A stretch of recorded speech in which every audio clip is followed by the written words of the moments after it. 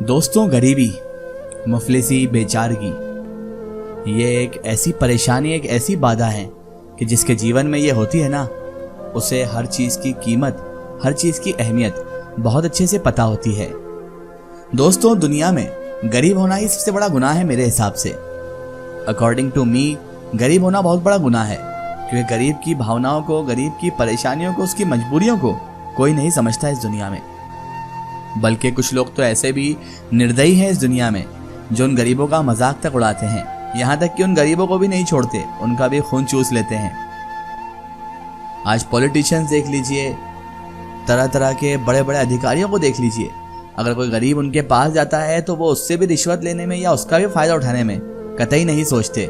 बस वो तो फायदा उठा लेते हैं उनका और रिश्वत ले लेते हैं उनसे, लेकिन कभी ये नहीं सोचते कि बेचारा गरीब इंसान कहाँ से लाकर उन्हें पैसे दे रहा है।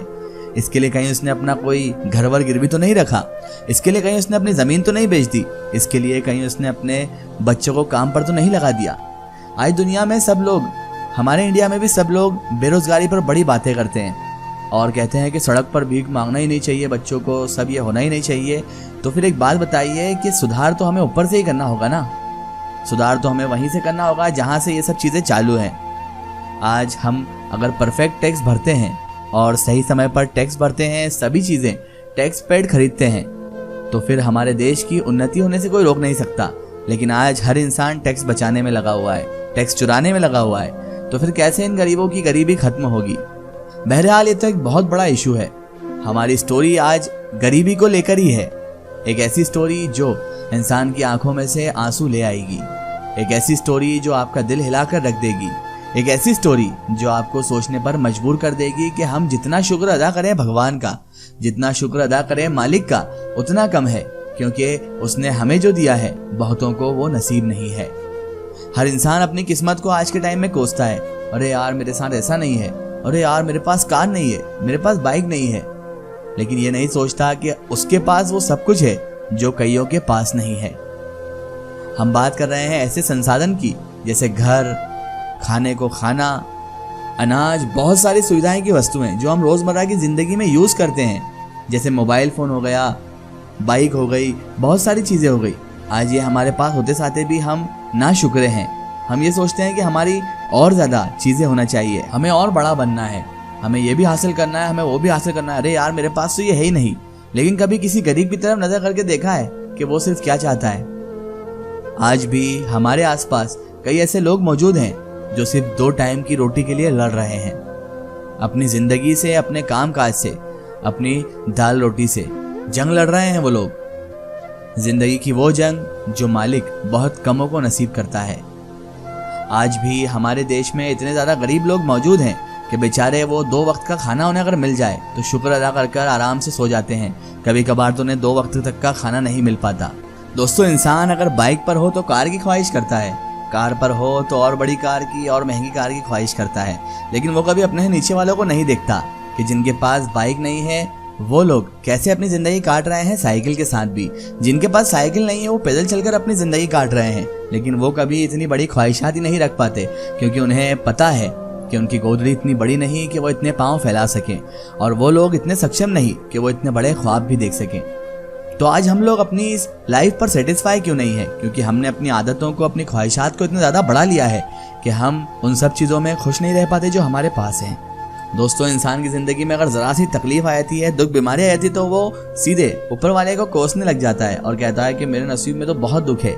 लेकिन क्या आपने कभी सोचा भी है कि यहाँ पर मौजूद, दुनिया में आसपास हमारे जो मौजूद हैं, उन लोगों में कितने लोग परेशान हैं, कितने लोग बीमारी से और इन सब चीज़ों से नहीं बल्कि खाने से परेशान हैं कि उन्हें 2 वक्त का खाना भी नहीं मिल पाता, लेकिन फिर भी वो लोग अपने जीवन से सेटिस्फाई हैं, वो लोग अपने जीवन से खुश हैं, क्योंकि वो जीवन उन्हें मालिक ने दिया है, वो भी जानते हैं, और वो यही जानते हैं कि हमारे हाथ पैर सलामत है तो हम कमा कर खा लेंगे। लेकिन फिर वीआईपी क्लास लोगों को क्या हो जाता है कि वो अपनी ज़िंदगी से सेटिस्फाई नहीं रह पाते। आज की स्टोरी उन सभी लोगों के लिए है जो अपने जीवन से सेटिस्फाई नहीं है, जो अपने जीवन से खुश नहीं है, और वो हमेशा नाशुक्रानेपन और शुक्र अदा करने के बजाय हमेशा अपने जीवन को, अपने नसीब को कोसते रहते हैं कि मेरे नसीब में यार ये नहीं है, वो नहीं है। ये एक ऐसी कहानी है जो आपकी आंखें खोल देगी और आपको भावुक भी कर देगी, आपकी आंखों में आंसू ले आएगी। तो चलिए शुरू करते हैं कहानी।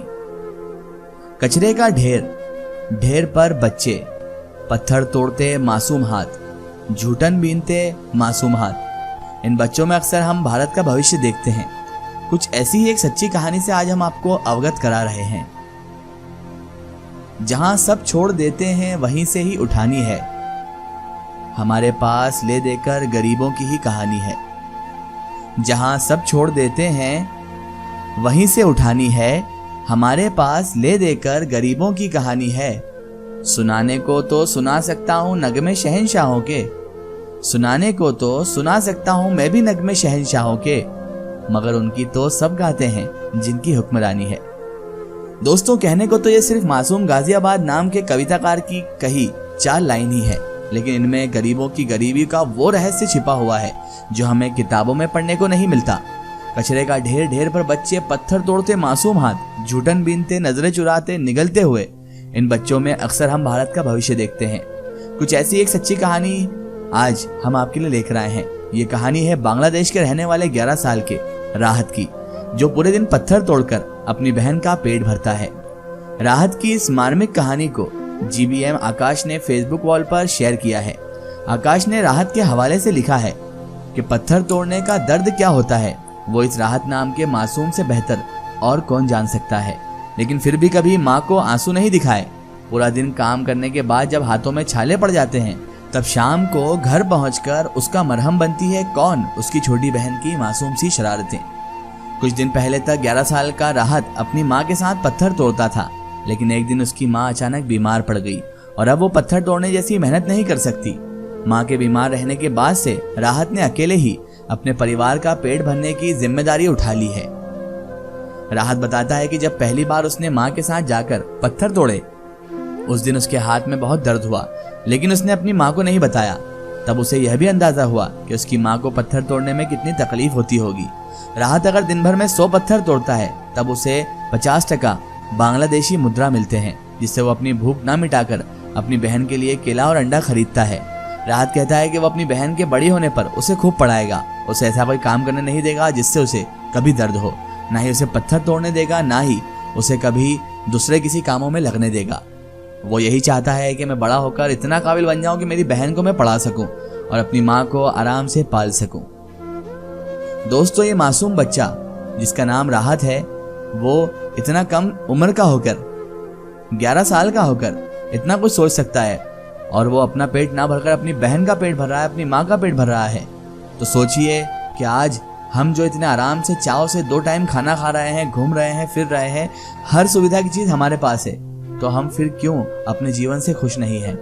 आखिर क्यों? एक 11 साल का बच्चा मेहनत करके भी खुश है, जबकि उसकी उम्र नहीं है, उसकी उम्र पढ़ने की है। लेकिन आज हम सब कुछ हासिल करके भी, सब कुछ हमारे पास होते साथे भी हम खुश क्यों नहीं हैं? कभी सोचा है इन गरीबों के बारे में? दोस्तों, गौर करने की बेहद जरूरत है हमें कि हमें अपने आसपास मौजूद ऐसे बच्चों की, ऐसे लोगों की मदद करना चाहिए जो हालात से इतने ज़्यादा टूटे हुए हैं कि उन्हें खाना तक नसीब नहीं हो रहा है। इसीलिए आज की ये स्टोरी उन सभी लोगों के लिए जो अपने जीवन से खुश नहीं है। ज़रा इस स्टोरी को अपने ऊपर लेके देखिएगा, फिर मालूम पड़ेगा कि हमारे जीवन में हमारे पास क्या क्या खुशियाँ मौजूद है।